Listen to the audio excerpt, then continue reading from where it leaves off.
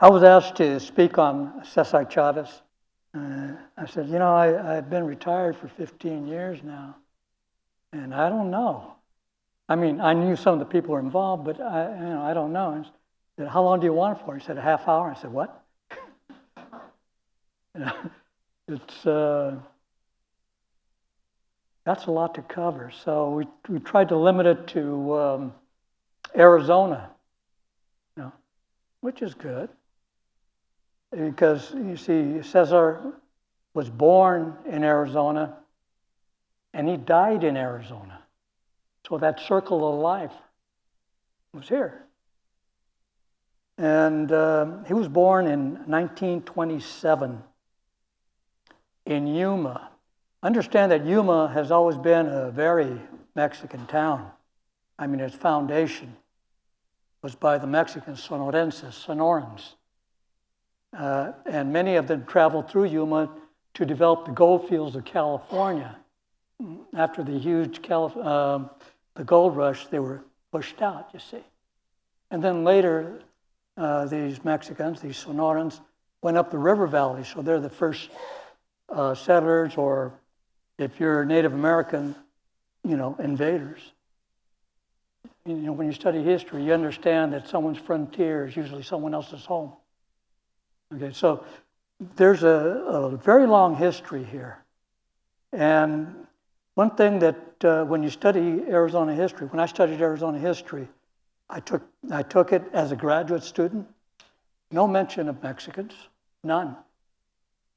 Someone asked the professor, well, how come you don't mention any Mexicans? He said, well, Mexicans and Indians are both the same. We cover the Indians. It's nice that was covered, but there was such a lack, and that was a professor at Arizona State University. So, luckily for me, my dad was from New Mexico, and they know their history there. They know they're in charge, you see. And so I kept on looking, and I had to go to school, and I finally found it. I finally found the thread that I could start taking things apart, looking at them, and understanding what took place. And the only way you can understand what's happening is to see what forms something, you see. And that's the same way with Cesar Chavez. If I'm going to talk about what happens in Arizona, I have to take a look at how he formed, how his ideas were formed, you see. And because when you have this behind you, and someone told me that a warrior understands that death is always over the right shoulder, and you face the world with the knowledge and the courage that you develop beforehand. And so that's what you do when you study someone like Cesar Chavez. Now, understand that his first name was really Cesar Chavez, named after his grandfather, who immigrated from Chihuahua, Mexico in 1898.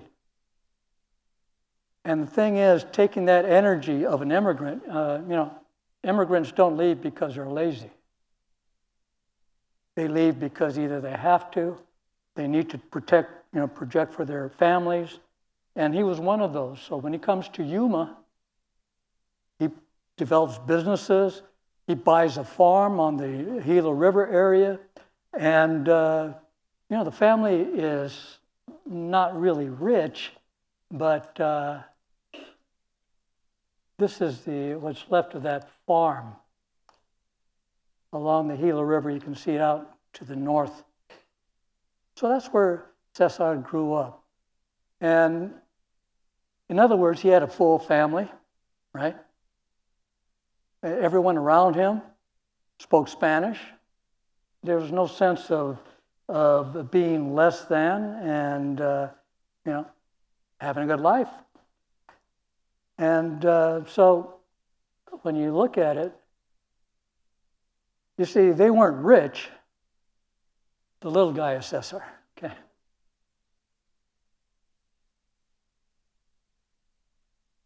They weren't rich, but they were complete, you see. So you have that set up. And one thing you need to understand about Cesar was he was very Catholic. For those of you who don't know, that's First Holy Communion. Okay. And so he was very Catholic. So keep that in mind, because that's going to be part of the formation of Cesar Chavez, okay? And so what happens is the Great Depression comes in the 1930s. The family loses everything.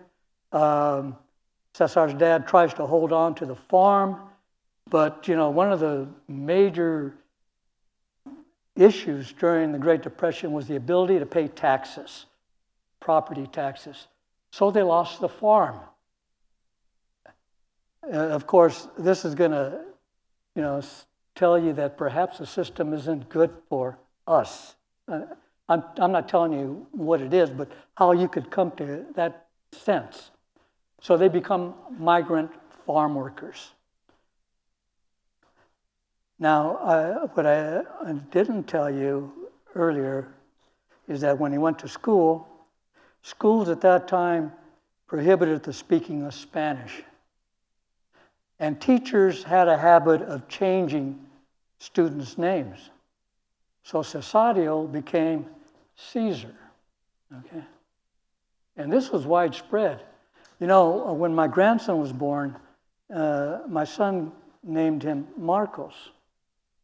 And when I told my mother, oh, his name is Marcos, and she goes, oh, that's my brother's name. I said, what? I never heard of a Marcos as a cousin and his uncle.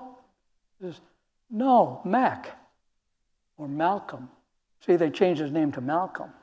And so this is, and by the way, you find this throughout the Southwest, Texas, California, Arizona, okay?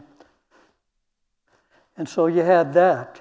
And then when you become a migrant farm worker, what takes place is that for the first time, he's exposed to the widespread discrimination in schools, you see? And he hadn't felt that before. And then he had to move from school to school to school to school. My dad told me about when he was a kid, they'd go from one place to another place to another place, to go to school. All right? So he had that experience. And his parents wanted him to go to school so that he'd go to school and then go work in the fields after school and go work in the fields in weekends. You follow this constant issue of survival for the family. But I'll tell you one thing, he wanted out. Wouldn't you? And so you go someplace where you can get out. Now, this was during World War II. When he turned 17, he joins the Navy. I got to tell you, when I was 17, I joined the Navy. Adventure, out, go do something, and I don't have money to go to college. That sort of thing. And so, and by the way, over the course of his life, he develops this fame as a major leader of civil rights. And so, you know how the Navy is. If they got something good for recruitment, they do it. And so what the Navy did was they named a ship after him. USNS Cesar Chavez. Which means, of course, his fame spread beyond the Chicano-Mexicano community, okay? So you have that aspect of it. Now, when he gets out of the Navy in 1946, which means, of course, 2 years, Navy, I'm out of here. I felt the same way. 2 years, I was out. And the first thing he knew, what did he know? Farm work. So he goes into farm working. But the Navy teaches you a lot of things, the way structures go, who's in charge, how you promote yourself, you follow? And he got promoted a few times. And so when he gets out, well, the first thing he does is go back to farm working, but he starts joining farm worker organizations, okay?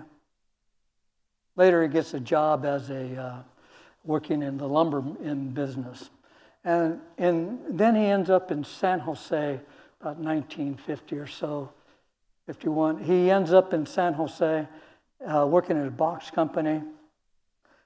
He's gotten married, Helen Favela, and he's having the kids coming. And when he moves into the neighborhood, he starts meeting people. And of course, did I tell you that there used to be all kinds of activist Catholic priests? You ever hear of these guys? I know it's hard to think about that today, but at that time there were a lot of them, okay? And one of the first people he meets is Father Donald McDonald. Nothing to do with the fast food stuff. Okay. This guy was an activist priest. I mean, to the core. He was involved in all kinds of ministries, especially going into the barrios of San Jose. That's where they were living in, you see. And, he got Cesar to help him build a church, which he did. But he also said, you got to read a few things. You ever hear of St. Francis of Assisi? Pues, como no, I'm Catholic. So gave him works on Cesar, on St. Francis. And he says, you ever hear of any labor leaders? No. So he had him read books on labor leaders. You understand what's going on? This St. Francis talking about the equality of things, leveling out the hierarchy. The Pope had to figure out if he was going to be allowed as part of the Catholic Church or not. I'm talking about St. Francis, because, he was talking about maybe we don't need priests. Not good if you're a Pope, You understand that part of it? He was into what later became labeled as liberation theology. You ever hear of any of this stuff? Some of you have, I see. Went to Catholic schools, I guess. But the idea that the church is for the poor, it should gear itself to liberating the poor so they can, make the decisions in life and create a better society. I know it's idealistic, but that's the idea. And so you have this weird activist, not Ronald McDonald. And then he has them read about this other guy, Mahatma Gandhi. You ever hear of this guy? I've got to tell you that the first paper I wrote in college, I had been through a lot of emotional things. I won't get into that. First paper I wrote was on Gandhi. And I got to tell you, it had an effect on me. Sometimes I still feel it, It had an effect on him, Nonviolence, okay? Civil disobedience. And by the way, civil disobedience didn't start with Gandhi. The premier proponent of that in our modern history was Henry David Thoreau, who in protest against the Mexican War, which he felt was unjust, basically said, if a law is such that it causes you to do injustice to another, then I say, break the law. Now, Gandhi, by the way, was a lawyer, was trained in London. He understands Anglo-Saxon legal theory. Follow? He takes this, and he takes this to the heart of the English Empire, India, and he throws the English out. You understand how powerful this is? And what kind of a message is this? And top it off with this liberation theology, this sort of thing. That's stuff over my right shoulder. You follow? And then he meets another guy.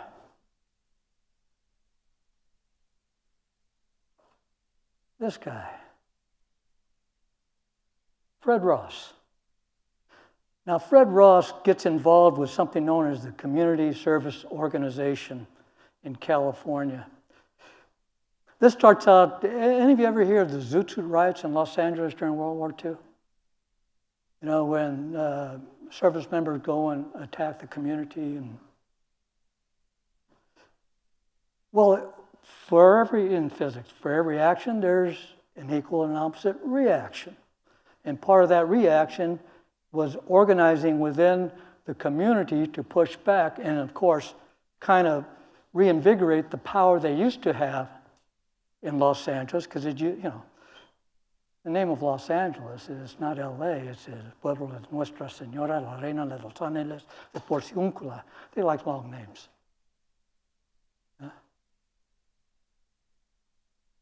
But what Fred Ross did, he understood, he learned from a fellow by the name of Saul Alinsky, that you go to people's houses, you organize, and you create the power from below. Then they have to respond. You follow? Okay? And so he organizes, Fred Ross does communities, and he got to the point where he organized parents in Orange County to challenge the segregation in the schools. Mendes versus Westminster. And by the way, an amicus brief was filed in that case by Thurgood Marshall, who later becomes, by the way, a Supreme Court justice. That court case forced the desegregation of California schools. And it wasn't just in California. The CSO was throughout the Southwest. In Arizona, you have it forming in a place called Guadalupe, which allowed the town of Guadalupe to form when Tempe wanted to turn that area into warehouses. Okay, so you have, the impact there. And then in Tolleson, 1951, I believe, you got the CSO involved in organizing the parents because of the desegregation. They built a school for white kids, and they sent the Chicanos to the dilapidated schools, even though it was on the other side of their streets, That ends up with the case of Gonzalez versus Shealy that desegregates Arizona schools. You understand how powerful these sorts of things are. And so you have the CSO involved there. Now, Fred Ross, sneaky guy, goes to San Jose and asks Cesar, hey, we could use someone to kind of direct the local chapter of CSO. Are you interested? He said, yeah, of course. Yeah. And so they get together, and he helps with them. And then during the Korean War, there's kind of like a recession, depression, and Cesar loses his job. I don't know if there's other politics involved. That's beside the point at this case. But what happens is that Cesar loses his job, and then Fred Ross says, hey, Cesar, would you be interested in maybe becoming a statewide organizer? And he says, sure. Right? So there he's traveling all over the place, organizing all over California, but paying attention to the farm workers, trying to get that to go. You follow? And so he's so good at it that in 1959, he becomes national director of CSO, the Community Service Organization. Do you think that maybe he's made connections across the country doing this kind of work? Yeah, I'm trying to show you that like-minded people across, CSO people in Arizona knew Cesar. He knew them. You follow? So you have this sort of activity going. So Cesar Chavez will be national director. I mean, the science could have used a little work. but he was effective. But here's the thing. Cesar wanted to serve the farm workers. Okay? And so in 1962, he forms the National Farm Workers Association, or the NFWA Association. And you ever see that? And let me turn my phone off before I start getting a phone call. Of course, at this stage in life, no one calls me anymore anyway.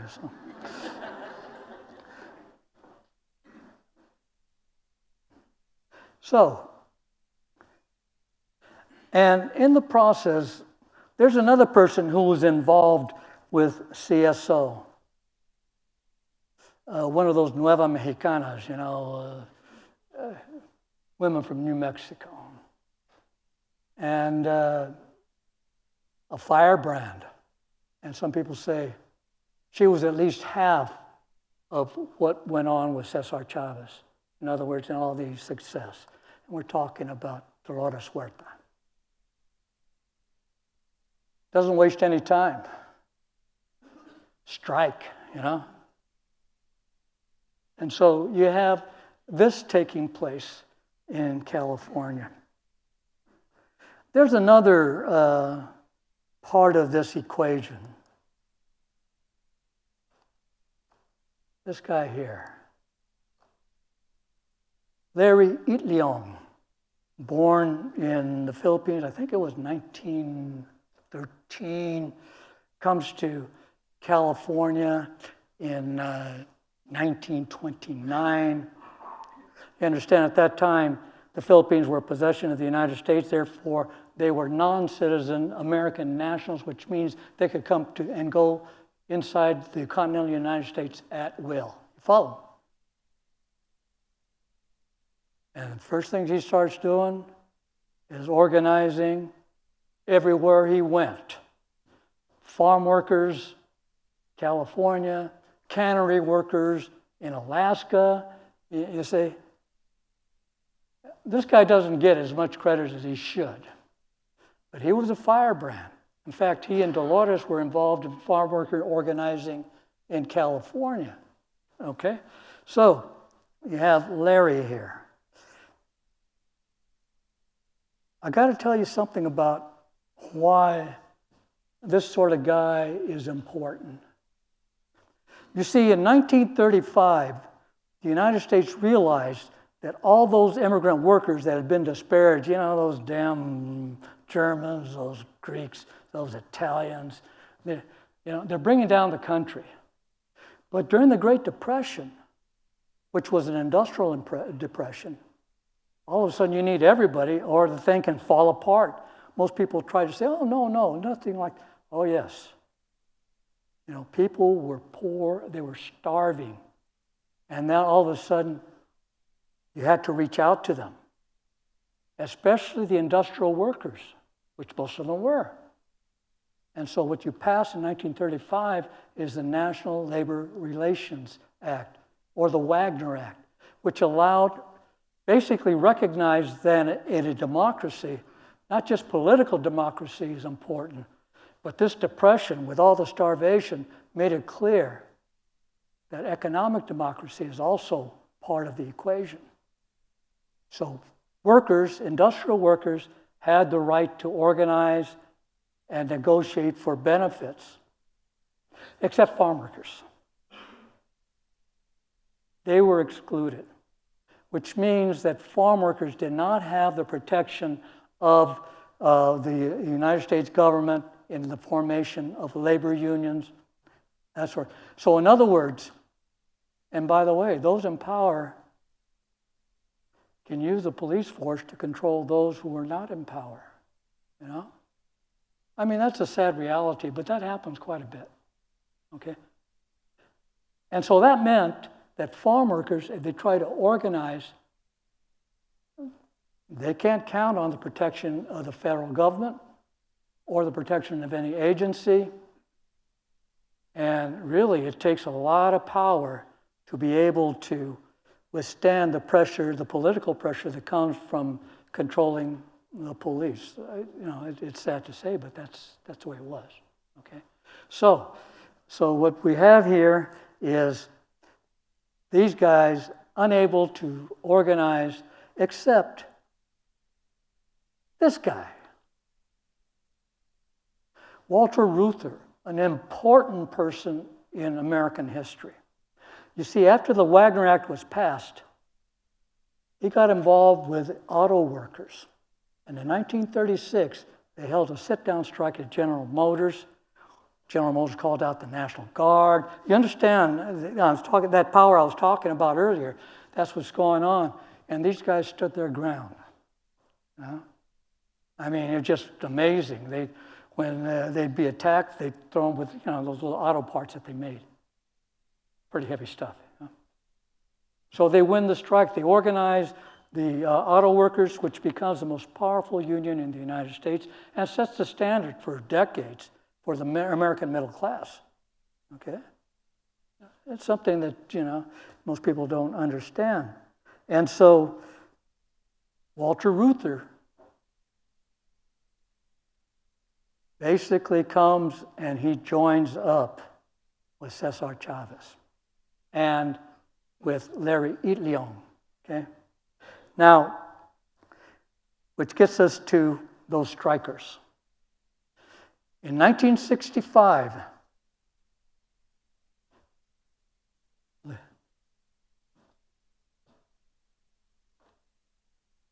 the Agricultural Workers Organizing Committee, that was Larry Itliong's organization, calls a strike in Delano, California, the heartland of table grapes, right in the middle of a harvest. And he says, "Hey, Cesar, why don't you join us?"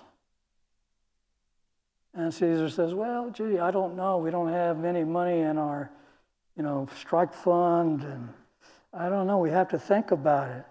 He says, "Think about it, because I'm going to do it." I told you he was a firebrand. And so what happens? They have a meeting on September 16th, 1965. Anybody know what September 16th is? Mexican Independence Day. So, you got all your Mexican riled up, And so this is the way that Larry Itliong gets the Mexicans to come and join the strike there. So what you have here is a joint strike between, amongst the Mexican farm workers and the Filipino farm workers. I tell you, when I was 14, I worked in the fields. I worked with a crew of Filipinos. I had a couple uncles that were Filipinos. And remember, they could come and go. Funny thing is, my aunts had to go to California to get married because Arizona had anti-miscegenation laws. I mean, you can't, marry outside your race. Okay? So I understood this nature of the Filipino farm workers and the the Mexican farm workers. Because there was a lot of friendship there and a lot of competition, which was great, because we were earning $1.25 an hour plus 25 cents a box. That was good wages for me. I'd never had anything like that before in my life. Yeah. In 1970, I went back to pick grapes. I told my friends, "Hey, we're broke. Let's go let's go pick grapes." I said, "Okay." Went out there, looked around, looked different. I asked the guy, and I noticed there were big crews there. I said, "Well, what's the pay?" He says, "Well, it's 25 cents a box." I said, "What about the hourly wage?" "No." "What about the people packing it?" No, you cut it, you pack it, and put. Then I looked around and I noticed that there were families there with little kids out there. That process had changed in the intervening 8 years. This was 1970, I believe. Anyways, see, that's what happens. I get off in other stories. I got to get back to the. And so what you have here is all of these guys coming together to join with the strike. Okay? And here's the thing. You start out with a strike fund of $87. Remember what I said about your experiences over your right shoulder? Oh, what do you have to do? And you know they're going to come after you. You know where the political power is. And while you might have those activist priests coming, a lot of those grape owners, growers, are Catholic too, which means they have the hierarchy often on their side. The politics, church politics, okay? And so what you start doing is you start doing boycotts. You start going out beyond yourself. And in 1966, they do something that really propels them into the public eye. Oh, by the way, I did tell you that they were very Catholic. You can see the image of Mexican Catholicism there. Virgen de Guadalupe. Okay. Always part of the identity, drawing people together to, for a common purpose. And this is part of what's known as the March or la Peregrinación to Sacramento from Delano, California. Starts out with 15 people. By the time they show up at the state capitol, 8,000. You don't think the news is taking it across the country? Yeah. And in the process, they forced several of the grape growers to come to terms. They picked on Shenley, which was, Seagram's Corporation. Bad publicity, you understand. And so they agreed. But the majority of the grape growers are not interested in this. So, by the way, the strike lasts for 5 years. Lots of ups and downs, boycotts, organizing boycotts, and then in the process, drawing people from across the country, especially young people, especially those who no longer felt ashamed to call themselves Chicanos or Mexicanos. You follow? Okay. So this is a tremendous boost to what becomes known as the Chicano movement of the 1960s. So that's kind of like the background. How much time do I got? Oh, okay. That's the problem. I used to tell, students used to tell me, hey, I got another class. And I said, oh, okay, go ahead, go. Anyways, let's talk about Arizona. Because Cesar become important during the 1960s. There's something you got to understand about what was going on at this time. The young people was the first generation to grow up with television.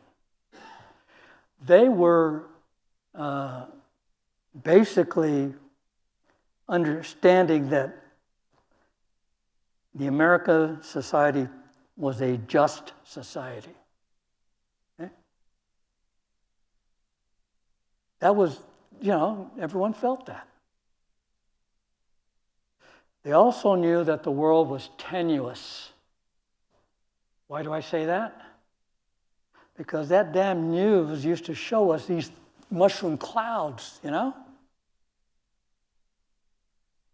And you put it in the back of your mind. And then in school, they have you have a drill in case we have a bomb attack. Dive under the desk and put your hand over your neck. Look, I was only about 7, but I had seen what the bombs did. And I thought, this is, in my later years, I would call it BS, right? So you have that insecurity there, okay? And then you have something else happening, because television allows you to take the message beyond.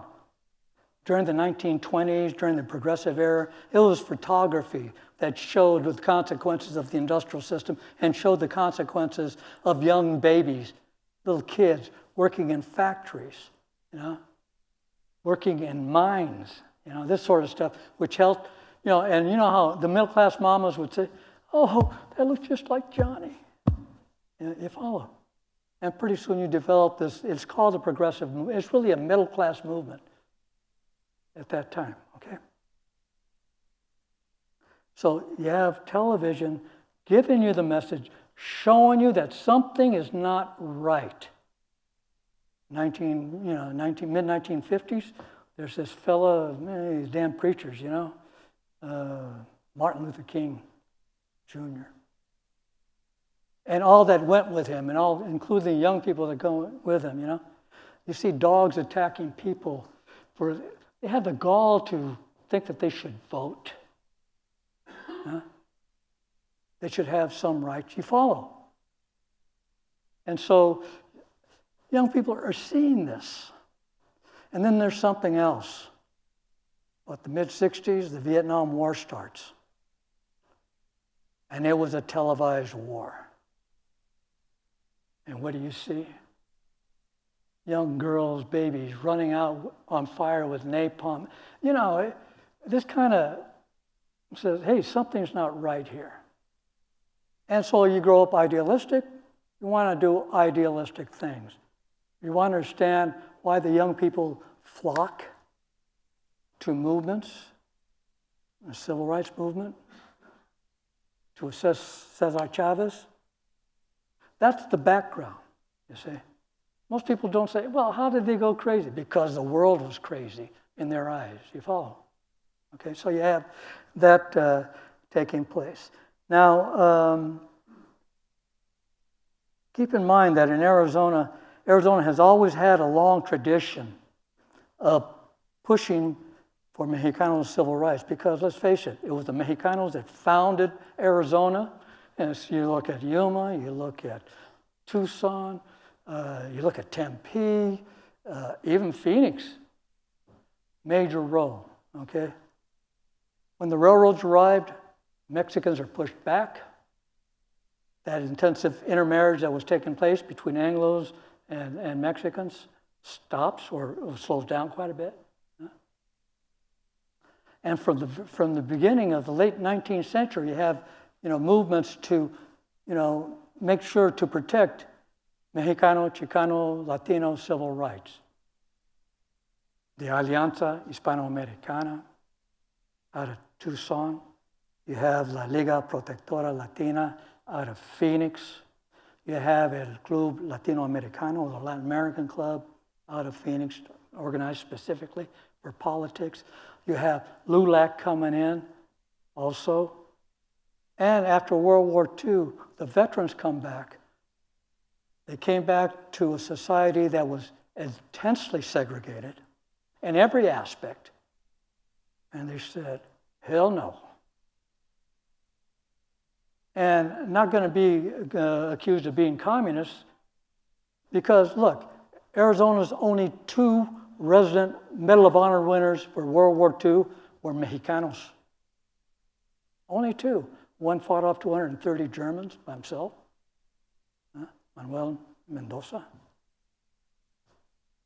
And you have one guy who protects his unit by attacking a machine gun's nest, has his feet blown off, who was born in Ciudad Camargo, Chihuahua, Mexico, Sylvester Herrera. The draft made sure that it had more than a sample supply of Chicanos, Mexicanos, and they used to call themselves Chicanos, by the way, in the armed forces, overly represented in Medal for Valor. When they come back, you think they're going to sit back and just take it? In Phoenix, they form American Legion Post 41.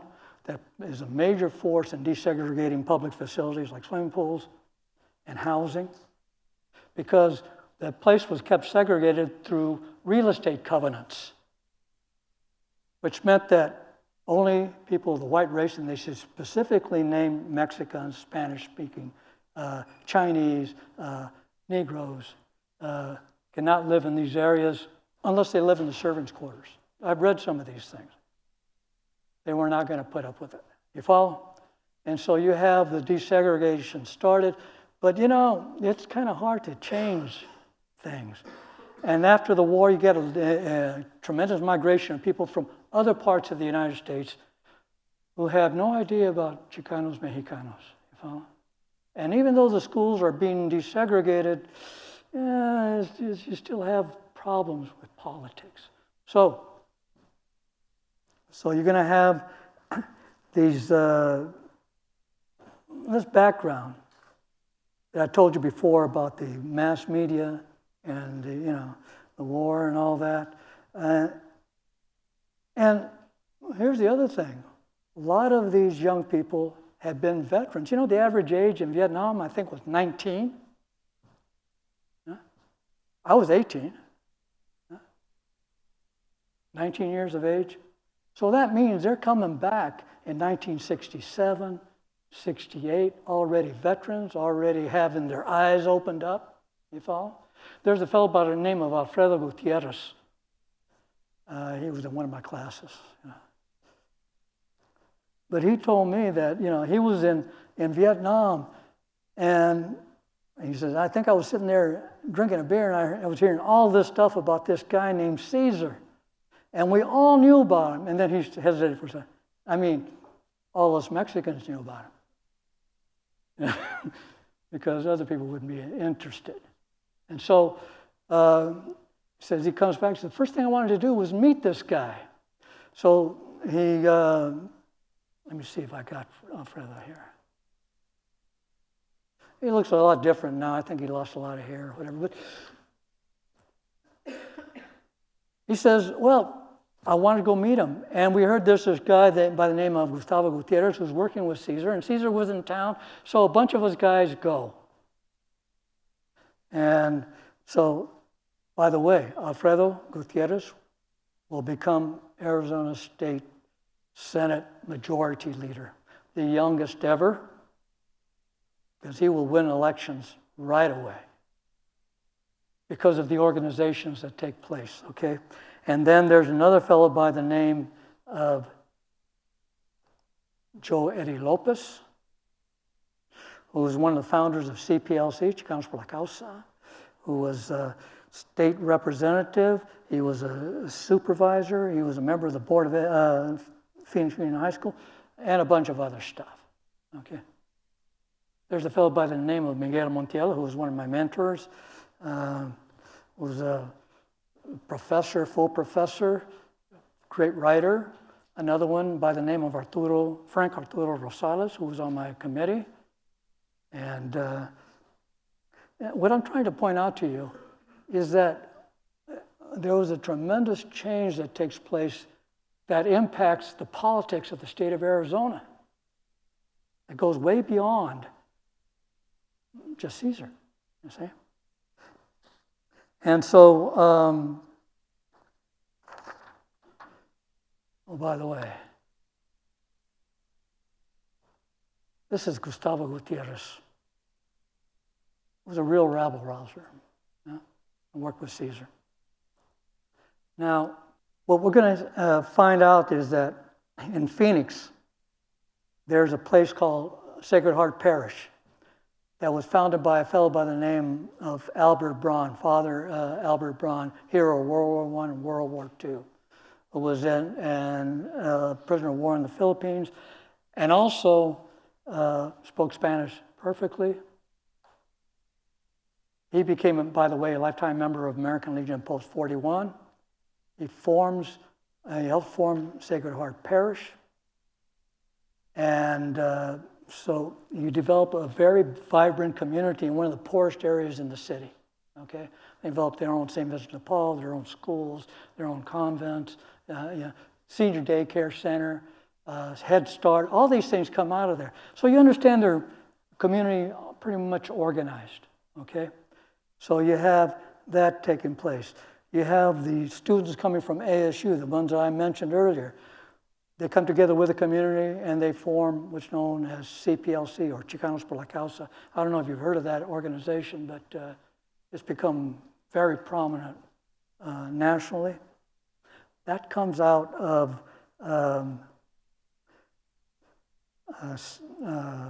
Sacred Heart Parish. Prior to embarking on the project of recalling the governor, we met with many people in different social levels and different professions and different economic groups in the state. And we found that there are many grievances that are issues.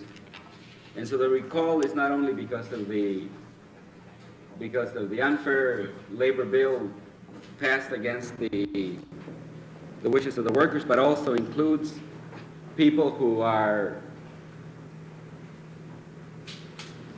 very dissatisfied with the governor because he has saw fit to honor the John Birch Society by creating a John Birch Society Day. We have people who, in the minorities, the blacks, the Indians, and the Chicanos, who have many grievances and who feel that the governor is completely insensitive to the peculiar needs of these minority groups. Here's what happens. 1972, state legislature and Governor Jack Williams pass a farm labor law. They don't prohibit unions, they just prohibit striking during the harvest. You understand what that means, don't you? Hey, how's your union going? And, well, it's pretty good. I said, I noticed the plants are this way. I'm take care of those. You see, there's nothing to do, really, until the harvest. That's the only time you have power. The law that they passed prohibited strikes during the harvest. Oh, the other weapon, the very American weapon, the American weapon that goes back to the Revolution. You ever hear of the Boston Tea Party? That was a boycott. So they outlaw boycotts, which means that you can't go after the people who are buying the products of the people who weren't letting you strike. You follow what's going on here? And so what happens is Cesar comes into Phoenix, holds a fast at, I know it's time for me to go, holds a fast over at Santa Rita Hall, which is in Sacred Heart Parish, okay? And then, since they can't get too much attention, they decide to recall the governor of Arizona.